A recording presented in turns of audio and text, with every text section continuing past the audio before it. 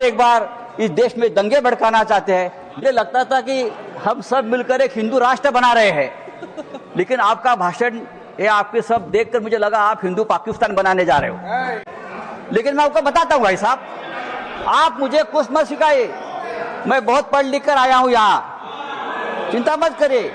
मैं हिंदुत्व भी पढ़ा हूँ और सब कुछ पढ़ा हूँ, और आप अभी नए मुल्ला बन गए हो हिंदुत्व के। आखिर आप बेचने खरीदी के बात पर आ गए, जिसका डर था कि जमीन बेचेंगे, जमीन खरीदेंगे। व्यापारी लोग ऐसे ही करते हैं, मीठी मीठी बातें करते हैं और फिर ये सब बेचकर भाग जाते हैं। नीरव मोदी जैसे जो आपके ही लोग हैं, विजय मल्ल्या, मेहुल चोकसी। मुसलमानों के महाराष्ट्र में मुसलमानों के मटन के दुकान से आप मीट मत खरीद लीजिए, मुसलमान देशद्रोही है, टेररिस्ट है, बटेंगे तो कटेंगे। अभी आप लोग मुसलमानों की संपत्ति की चिंता कर रहे हो।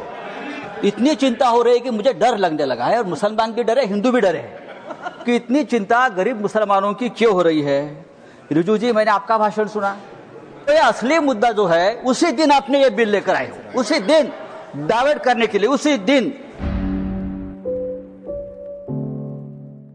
सर, आज आप बहुत खुश दिख रहे हो, बहुत प्रसन्न भी हो, खुश रहो। मैं खुशी रहता हूं और आपको देखकर और खुश हूं। सर मैं देख रहा हूं कल से दोनों सदनों में गरीब मुसलमानों की बहुत चिंता हो रही है।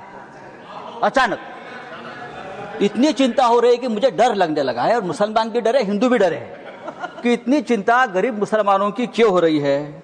रिजू जी, मैंने आपका भाषण सुना, फिर गृह मंत्री जी का भाषण सुना। मुसलमानों की इतनी चिंता बैरिस्टर जिन्ना भी नहीं करते थे। बैरिस्टर मोहम्मद अली जिन्ना ने भी कभी इतनी चिंता मुसलमानों की नहीं की थी, वो आप कल से कर रहे हो। मुझे तो लगा कि बैरिस्टर जिन्ना का कब्र से आत्मा उठकर अपने शरीर में घुस गया। ऐसा मत करो। हमें पहले लगता था कि हम सब मिलकर एक हिंदू राष्ट्र बना रहे हैं, लेकिन आपका भाषण ये आपके सब देखकर मुझे लगा आप हिंदू पाकिस्तान बनाने जा रहे हो। ये सर, जिस तरह से ये आपने ये बिल जो आप लेकर आए हैं, ये लोगों का ध्यान भटकाने की एक रणनीति है। कल ही प्रेसिडेंट ट्रंप ने हिंदुस्तान के ऊपर 26% टैरिफ का आक्रमण किया,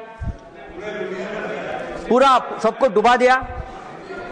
तो ये असली मुद्दा जो है उसी दिन आपने ये बिल लेकर आए हो, उसी दिन डाइवर्ट करने के लिए, उसी दिन चर्चा होनी चाहिए थी कि ये बिल जो प्रेसिडेंट ने, जो ट्रंप ने जो टैरिफ लगाया, उसे हमारे देश के ऊपर क्या प्रभाव पड़ेगा, हमारी अर्थव्यवस्था गिरेगी, हमारा रुपया गिरकर मर जाएगा। ऐसी बहुत सी बातों का जो ध्यान जनता सोच रही थी, तो आपने ध्यान हटा दिया और हिंदू मुसलमान के मुद्दे पर वापस आपने ध्यान लाकर दिया। जब भी बेरोजगारी, महंगाई, आर्थिक मुद्दे आते हैं, तो आप इस प्रकार के धार्मिक मुद्दे लेकर आते हो और 2 दिन, 4 दिन, 5 दिन चर्चा आप कर लेते हो।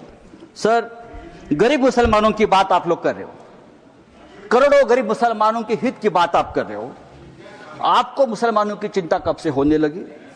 या आप ही लोग हैं मुसलमानों को चोर बोलते हो? आप ही लोग हैं मुसलमान आपकी जमीन छीन लेंगे, आपके गले का मंगलसूत्र खींच लेंगे, आपके गाय बैल उठाकर लेके जाएंगे। मुसलमानों के महाराष्ट्र में मुसलमानों के मटन के दुकान से आप मीट मत खरीद लीजिए, मुसलमान देशद्रोही है, टेररिस्ट है, बटेंगे तो कटेंगे। अभी आप लोग मुसलमानों की संपत्ति की चिंता कर रहे हो, आप लोग मुसलमानों की संपत्ति के रखवाले बने हो।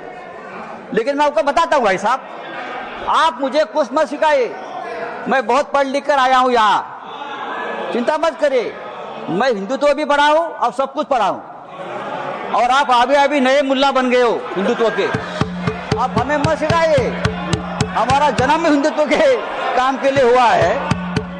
कल गृह मंत्री जी का भाषण में सुन रहा था, गृह मंत्री बोल रहे हैं कि हम 2025 के पहले वाली जो मस्जिद, मदरसे, दरगाह को हाथ नहीं लगाएंगे, लेकिन जो रिक्त जमीनें हैं जो रिक्त जमीनें है उसे बेचकर गरीब महिलाओं का, मुसलमान महिलाओं का कल्याण करेंगे, उनमें पैसा बांटेंगे। रिक्त जमीनें तो आखिर आप बेचने खरीदी के बात पर आ गए। जिसका डर था कि जमीन बेचेंगे, जमीन खरीदेंगे, ये जो आपका मूल उद्देश्य है बिजनेस, व्यापार, उसके ऊपर आए, आप चुप नहीं बैठेंगे, आप जमीन बेचकर ही रहेंगे। धारावी का जो हो गया है अयोध्या में 13,000 एकड़ जमीन का घोटाला हुआ है। मैं राम मंदिर का नाम नहीं लूंगा। अयोध्या में 13,000 एकड़ जमीन का घोटाला हो गया है। केदारनाथ में 300 किलो सोना गायब हो गया है। आप हमारे हिंदू धर्म की जमीन का रक्षा नहीं कर पा रहे हो, अभी आप मुसलमानों की जमीन की रक्षा करने की बात कर रहे हो। सर, डिफेंस की जमीन आपने बेच दी अयोध्या में, किसको बेच दी? तो आपका पूरा ध्यान जो है, ये जो 2 लाख करोड़ की जमीन है प्राइम लोकेशंस, वो किसको देने वाले हैं आप? या तो खरीदने वाले एक ही है, बेचने वाले भी 2 है, खरीदने वाले भी 1 है। तब अगर आपको जमीन की चिंता है, अगर आपको जमीन की चिंता है तो हमारे कश्मीर पंडित ही है। अब कश्मीर के हमारे पंडित भाई है, 40,000 कश्मीरी पंडित की अब तक जमीन नहीं मिली है, घर नहीं मिला है। आप उनकी चिंता करो, उनकी घर वापसी नहीं हुई है कश्मीरी पंडितों की, आप उनकी चिंता करो।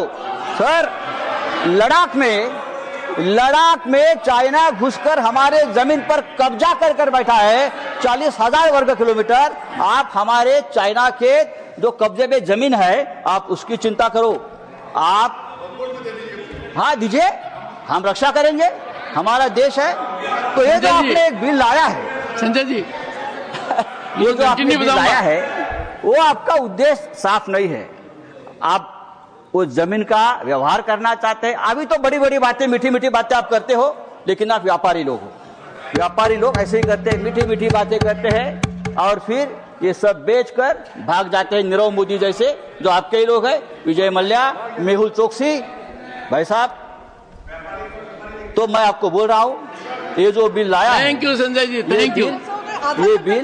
ये बिल हमारे समाज के हित में नहीं है, हमारे देश के हित में नहीं है। आप फिर एक बार इस देश में तनाव पैदा करना चाहते हैं, फिर एक बार इस देश में दंगे भड़काना चाहते हैं, लेकिन आप ये धंधे बंद करो। धन्यवाद।